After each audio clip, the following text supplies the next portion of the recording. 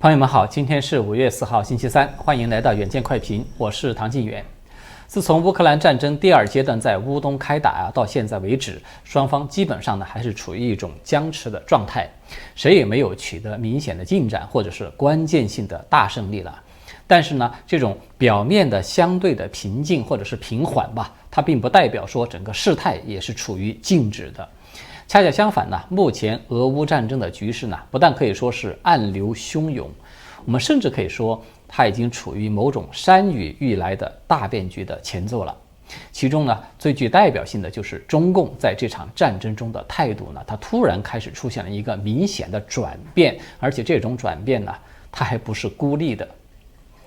就在昨天，头号党媒新华社旗下的参考消息又刊发了一篇罕见的文章。这个标题呢是这么写的，说泽连斯基如何在地堡中治理国家。我们之所以说它是罕见呢，是因为这篇文章它开了自俄罗斯侵略乌克兰战争爆发以来它就是好几个的先例了。而且呢，这个文章很快的在观察者网等等这些党媒还有几大门户网站都得到了转发。那么这篇文章它究竟开了哪些先例呢？第一，这是央媒级别的这个中共核社第一次正面的报道了泽连斯基以及乌克兰的抵抗战争。第二，这是第一次正面的报道了国际社会对乌克兰的强有力的支持。第三呢，最重要的是，它是第一次使用了俄罗斯入侵乌克兰这样的一个表述。首先，我们一打开这个文章的配图，就可以看到这个图片呢，它是精心挑选了带有乌克兰的那个国旗色彩的旗帜来作为背景。然后呢，这个显示呢，泽连斯基是身穿着军旅的服装，正在步入这个基辅的地铁那一次记者会的现场。看上去他这个神情坚毅，气宇轩昂。这样一个正面的呈现泽连斯基形象的照片，在过去呢，它是没有过的。那么就这个文章本身看呢，虽然它文章主体上采用了相对中性的这种语言来进行描述，但是呢，它包含了以下的重要内容。它报道了泽连斯基在基辅地铁站那一次规模宏大的记者会，它也报道了美国国务卿布林肯，还有美国国防部长奥斯汀，以及包括联合国秘书长古特雷斯等等对乌克兰的重要的访问。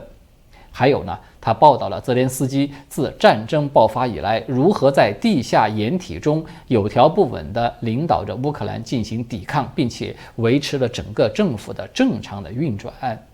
最关键的是在这个文章的第2段，它出现了这样的一种叙述。话是这么说的：这是自俄罗斯入侵乌克兰以来，他第3次，这个他就是指的泽连斯基了就说他第3次离开位于首都中心地带的政府建筑群。第1次是在3月，他去了附近的一条战壕；第2次是在4月，他去了距基辅45分钟车程的布恰，查看屠杀事件留下的痕迹。我之所以不厌其烦把整个这段文字都跟大家复述出来呢，其实就是想告诉大家，这段话它的文字并不多，但是它的信息量是很大的。因为这段话它至少释放出了3个重要的信号。第一个信号呢，就是中共央级喉舌，我们看到他第一次使用了俄罗斯入侵乌克兰这样的表述。尽管这个编辑呢，他是半遮半掩的把入侵2个字有打上了双引号，但是呢，这个含义其实是不变的。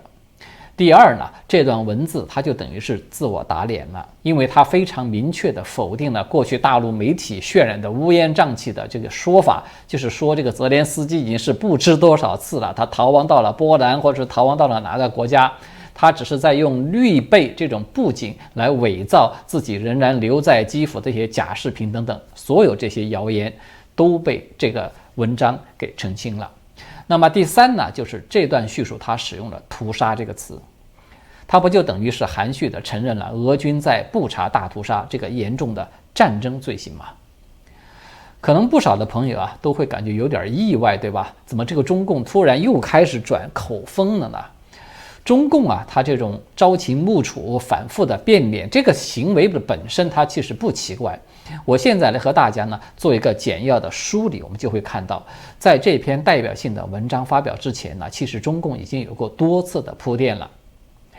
就在5月3号的同一天，新华社在全球连线的视频新闻中就有刊发了一篇最新报道，他把乌方称将为收复全部领土而战这样的一个文字放在了大标题上。那么这篇报道它在国内的多家官媒都有获得了普遍的转载，而且全部都重点去突出一个信息，就是他引述了乌克兰总统办公室主任叫做叶尔马克的话，说在与俄罗斯的谈判中，独立、主权和领土完整是乌方不准备妥协的根本性问题。所以大家看到了吗？这样的报道方式，它其实就等于是承认了乌克兰卫国战争的一个正义性，对吧？它也等于是再次含蓄的承认了就是俄国入侵乌克兰的这个性质的认定。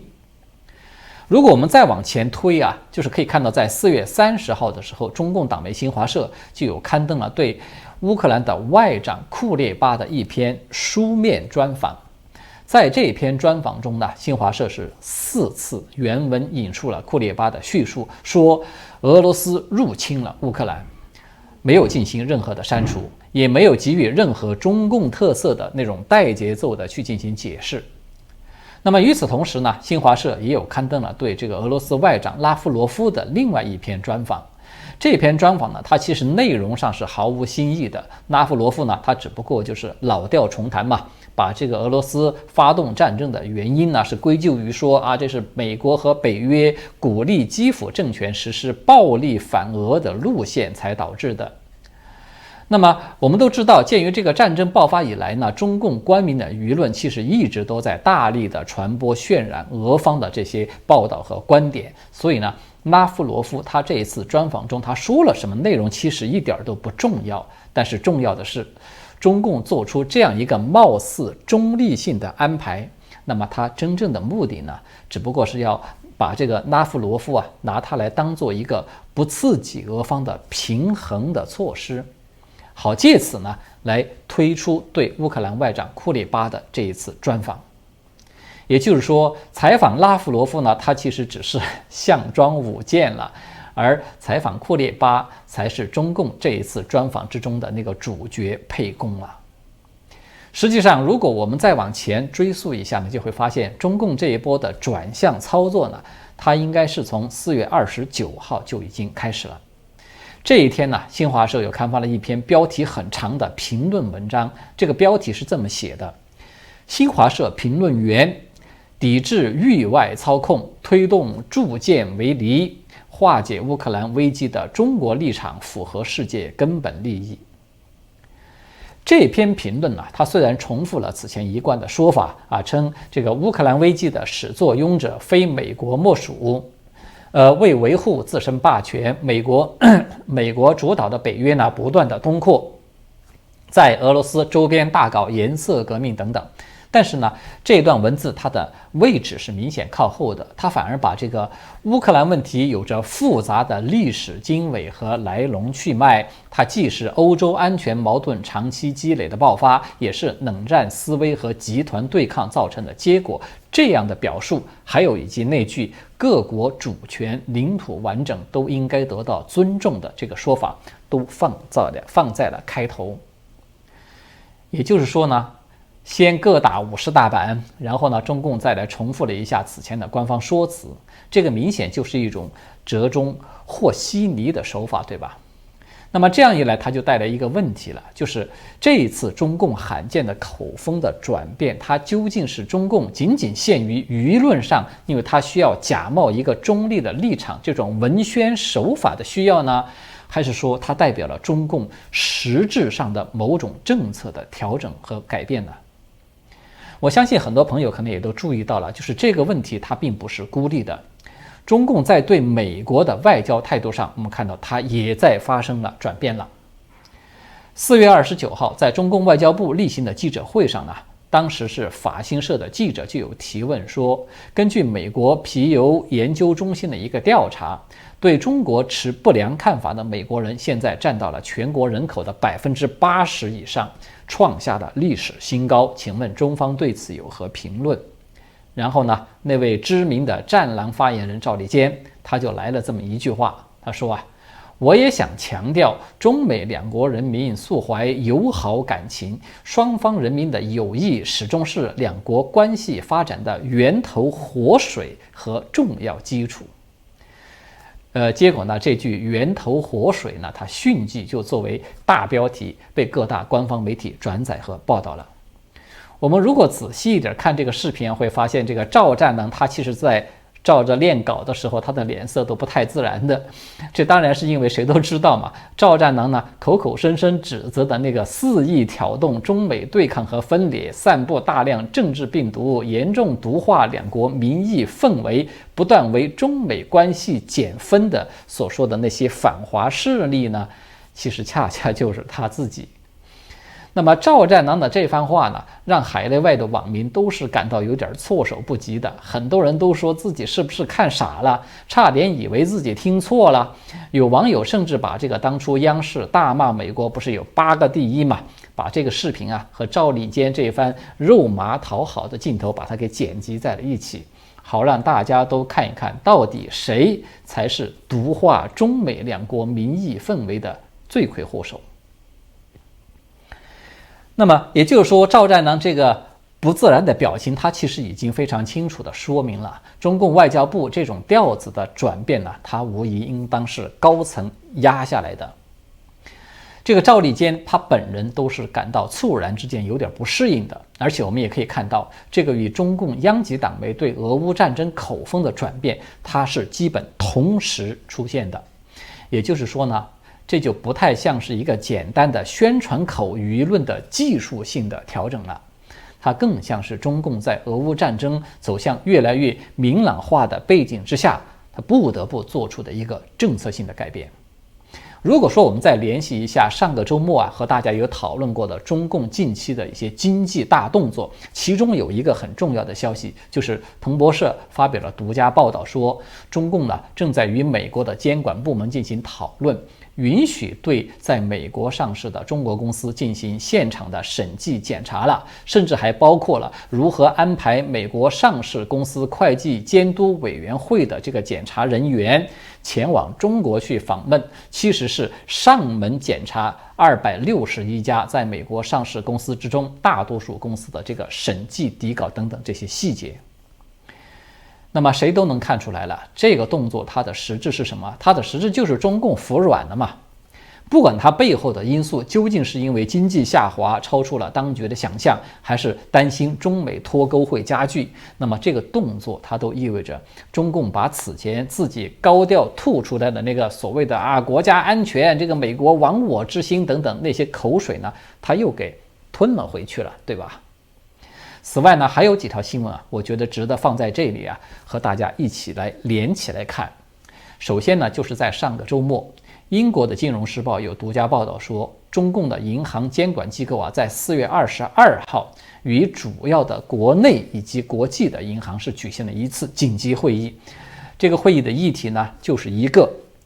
大家要一起讨论如何来保护中国在海外的资产，特别是高达3.2万亿美元的那个外汇储备，免受到类似俄罗斯因为入侵乌克兰而遭受雪崩式的制裁。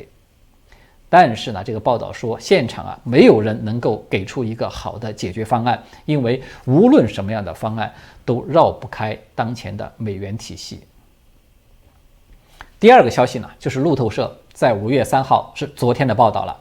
说这个美国官员近日就有表示，他们一直对中共支持俄罗斯的做法是保持着警惕和观察，但是他们发现他们担心的北京向莫斯科去提供直接的军事以及经济的支援呢，至少到目前为止还没有发生。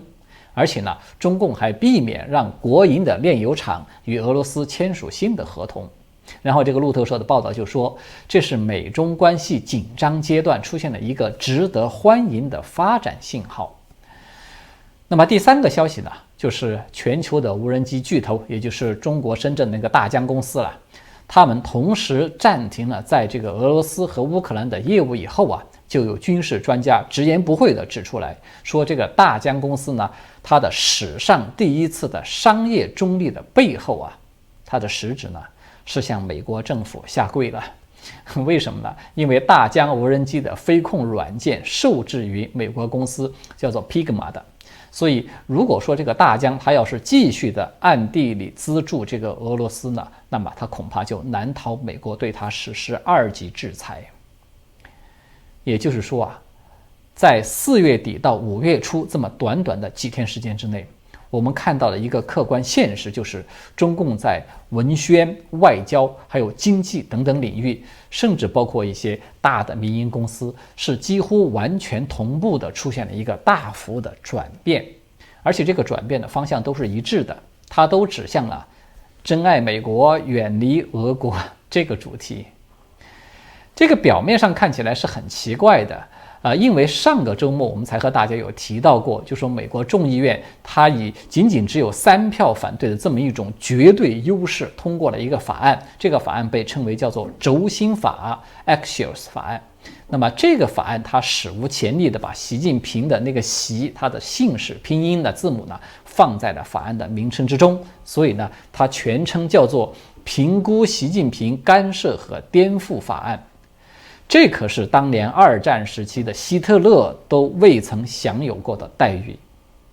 所以这样的行为可以说它是全世界辱包的一个天花板了，对吧？你按理说呢，中共应该是要高声的叫骂啊，严厉的斥责，要掀起新一波的反美浪潮，这个才是正常的。但是呢，现在我们看到的结果却是恰恰相反的，美国敲打的越厉害呢，党国不但若无其事，这个驻美大使秦刚呢，反而还专程跑去美国的中西部来了一番考察，然后在这个爱荷华州的第一大报叫做德梅因纪事报上发表了一篇署名文章，以充满陶醉的笔调说，我带回华盛顿的是满满的收获和动人的回忆。我刚才为什么说秦刚他是专程跑过去的呢？因为在2018年9月的时候，那个时候是中美贸易战刚刚开打嘛，中共其实当时就是挑选了这个德梅因纪事报这家报纸，刊登了足足4页的整版的广告。这个内容大意呢，就是说川普总统执意要打贸易战，结果呢就让该州的农民损失惨重。其中呢，在这个广告的第3页还特地的把总统的愚蠢这个放在大标题上。所以我们说白了，秦刚这一次这个所谓的满满的收获的考察呢，他其实就是专程前去给美国赔罪的。中共不是老喜欢说这句话嘛，说什么解铃还须系铃人。这个中美关系的冰冻呢，它就是从德梅因纪事报辱骂美国总统开始的。那么现在你要想回春回暖，那么也得在同一家报纸去讨好献媚，才可以来希求得到结束。大家都知道啊，中共对美国的文宣的基调这几年，它其实一直就在这种瞠目切齿的上甘岭式与这种回嗔作喜的黄河绝恋式这2者之间来回的钟摆。它的变脸之快，收放之自如，它不但经常让外界看的是目瞪口呆，就即便是国内的那些各路大小五毛啊、粉红什么的，都经常是跟不上节奏的。所以这种变脸术它背后反映出来其实也就是2个东西，一个呢就是中共的无赖。什么无赖呢？中共它一直想要甩开对美国的依赖啊，撸起袖子大干一场，过一把这个自己世界领袖的瘾。但是呢，无赖因为科技啊、金融还有高端制造等等诸多领域的话语权都不在自己的手中，所以呢，他又不敢真的翻脸。那么另外一个呢，就是中共的投机式的使坏了。什么意思呢？就是我们看到每逢中共认为世界要是出现了什么变动啦，尤其是有可能对美国不利的事情出现了，中共它一定会做出很多火上浇油，去扩大战果，甚至往伤口上撒盐的这种使坏的事儿，就是唯恐美国不乱嘛。但是呢，非常诡异的是每一次中共的使坏，它几乎都不成功，所以呢，每一次他又都不敢使坏到底。一看中途这个风向不对了，这个老美要动真格，要掐脖子了，所以他立马就赶快服软了，重新又堆起笑脸大唱中美友好，做幸福动人回忆状，所以才叫做投机式的使坏嘛。那么这一次我们看到中共在俄乌战争问题上的变脸，它其实同样是相似的一个原因。现在的俄乌战争啊，它出现了3个足以影响到全局的大的一个态势变化。第一个呢，就是美国通过的这个租借法案，这个以前跟大家有提到过了，它其实基本上奠定了乌克兰一种长期战争的胜局的基础。第二个就是乌军对俄军位于19亩的前线指挥部又进行了一次精准的炮击，结果是炸伤了亲临前线视察的这个俄军总参谋长格拉西莫夫。然后呢，还有另外20名的高级军官被炸死了，其中也包括俄军电子战的负责人，叫做安德烈·西蒙诺夫的少将。所以这一次的斩首打击呢，它让俄军至少是连续停止了2天的攻势，可以说俄军的军心是空前的涣散。第三一点呢，就是普京呢传出来将要在5月9号以后进行这个癌症手术的消息了。同时，俄罗斯的官方也公开的声明说，不准备在5月9号的阅兵式之前来宣布在乌克兰有取得了胜利。这个其实就等于是承认俄军自己啊对拿下乌东地区也现在都是没有取胜的信心了。我相信啊，中共当局对整个俄乌局势已经进行过反复多次的通盘的考量了。那么最后评估的结果呢，很可能就是这样的：俄罗斯败局已定，中共要是再不转身，只会被拖下水，成为陪葬。所以，中共现在变调，转身去向美国赔罪示好，它应当是当局在整体上再一次的危机公关兼政治投机的行为。那么这一次的投机行为它会有效吗？美国会再一次的上当吗？我觉得这个可能性是很低的，因为有一个明摆着的现实，就是无论中共对美国现在是什么态度，欧美要利用这次战争彻底的废掉俄罗斯的战争机器，要把俄罗斯去军事化，已经是几乎不可逆的这么一个既定议程了。所以呢，中共得到的结果就只能够是眼睁睁地看着自己的所谓这个战略屏障被粉碎而无能为力，然后呢还不得不放下脸来对欧美笑脸相迎。至于说俄罗斯成为大号朝鲜退出大国角逐的舞台之后，中共他自己怎么撑下去呢？我们就不妨继续看戏了。好的，今天呢我们就聊到这里了，谢谢各位的观看和收听，我们下次再见。